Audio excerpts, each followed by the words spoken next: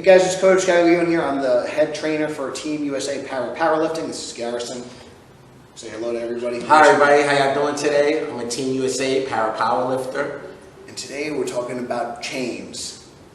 Chaining. That's your favorite, right? Yeah, favorite day of the week, Right. chains. Chains are really cool, but we don't just use them because they look cool. They actually serve a really cool purpose. I said cool way too many times. But the chains are awesome. So chains are what we call accommodating resistance. And just because you're using a chain doesn't mean it's going to be accommodating. It's how you set up the chain. So you could actually just use chains as weight. So sometimes if you're doing push-ups or dips or something like that, or pull-ups, I could just throw this around my neck here. And that's not necessarily accommodating resistance, it's just adding load, right? But what's cool about the chains, as you see, as you lower the weight, it piles up on the floor, it makes the weight lighter where you're mechanically the weakest, and as you get stronger, more chains come off the floor where you're at your strongest point. So if you do notice, for bench press, we do like to set up the chains a little bit different.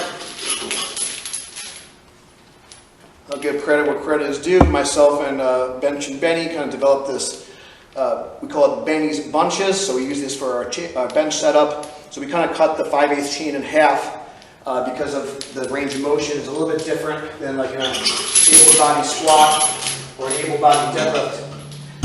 So you can see here, you can just lean back, Garrison. All right. So the chains are starting, so right now we have 20 pounds of chain on each side, it's 40 pounds total. When Garrison takes the weight out, he's going to get the full 40 pounds at the top. And once he gets to his chest, the chain is going to be completely deloaded off the floor. So it'll be 0 pounds of chain weight. So right now, give me 40 pounds of chain and 45 pounds of bar weight. So on his chest, it'll be 45 pounds. And at the lockout, 85 pounds. So that's your math, 40 plus 45.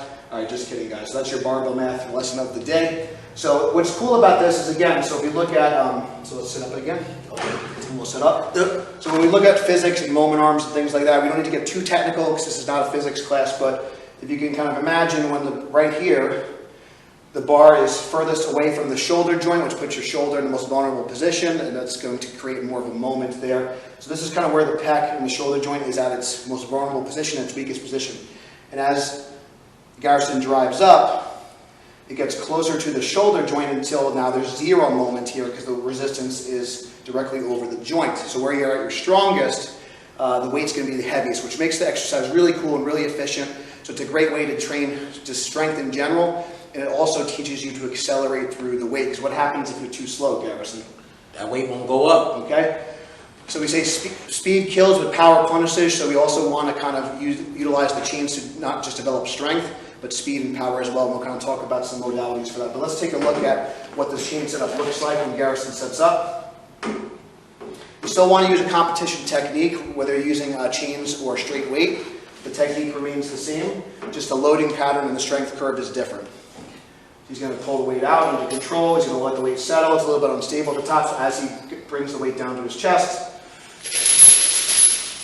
the weight is 0 of chain weight, so only 45 pounds bar, and just come up slow just so they can see more links, a little bit more weight, so maybe about 20 pounds, and now the full 40 pounds. Excellent, and rack. Good job. So if you're trying to bust through a sticking point, or you're just trying to get a little bit stronger, maybe just overload the top of the range of motion, you can utilize chains for heavy work, volume work, or something we call dynamic effort method, which has been popularized by Westside Barbell and Louis Simmons. The best analogy we can kind of give is kind of like, think about throwing the ball, right? Yeah. And you don't want to look at me throw a ball because I have really bad shoulders, so I would not be a good example. But hypothetically, if I threw a shot put, very heavy, not going to go very far. Yeah. Wiffle ball, very light, also not going to go very far. Too light. Kind of dies into the wind, right? Yeah. Baseball, I can throw pretty darn far. Well, not me, but someone who actually knows how to throw. So the baseball is actually the optimal weight so you can produce the most amount of force. So if we think about when we're trying to develop speed and power, we want to use what's called sub-maximal weight. So that's usually going to be somewhere between 40 and 60% of the athlete's 1 rep max. So Garrison's max is around 300 pounds. So just to make an easy number, let's say we put 150 pounds in there, that's 50%. We might do about 20%-ish in terms of chain. So you might use 150 pounds and 40 pounds or 60 pounds of chain weight for his dynamic effort work. You could do something like 9 sets to 3 at 60 or 50%. Sometimes we might do that, and then also do what we call workup sets, where we do a little bit heavier singles to just get some extra work in at the end. So let's just use an example of, we're just going to give an example, and then what we could also do, if we really want to, we could also measure the bar velocity with something called like an open barbell, if you'd like, and we can actually measure his bar speed. So I can kind of do that, and I can see how many meters per second he's going, just if we wanted to get really technical, okay?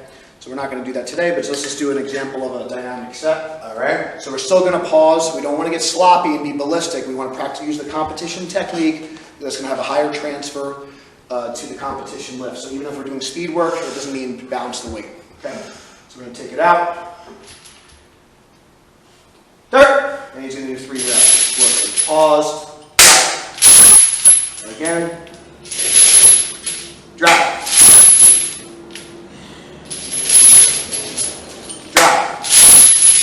Back it. That's also a common misconception when you're utilizing speed work. It doesn't mean, now if you're not a competitive lifter, I think it's totally fine if you want to do like a touch and go bench and stuff. At Gaglione Strength, we always be pausing. So that's what I recommend, always be pausing.